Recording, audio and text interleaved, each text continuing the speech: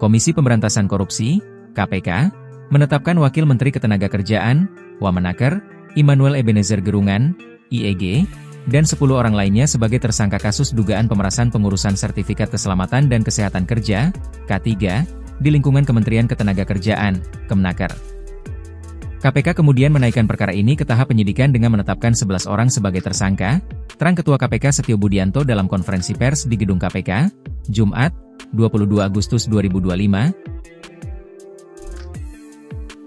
Setio mengatakan penetapan ini dilakukan setelah KPK melakukan operasi tangkap tangan, OTT, pada Rabu, 20 Agustus 2025, dan Kamis, 21 Agustus 2025, di beberapa lokasi di Jakarta.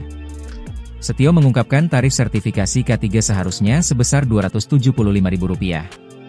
Tetapi, KPK menemukan fakta di lapangan, para pekerja atau buruh harus mengeluarkan biaya hingga Rp6 juta karena adanya tindak pemerasan dengan modus memperlambat, mempersulit, atau tidak memproses permohonan sertifikasi K3 jika tidak membayar lebih.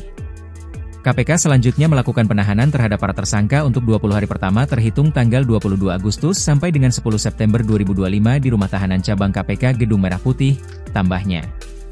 Ia membeberkan para tersangka dijerat dengan pasal 12 huruf E dan atau pasal 12B Undang-Undang Nomor 31 Tahun 1999 tentang Pemberantasan Tindak Pidana Korupsi sebagaimana diubah dengan Undang-Undang Nomor 20 Tahun 2001, Yungto Pasal 64 Ayat 1, KUHP Yungto Pasal 55 Ayat 1, Pertama KUHP.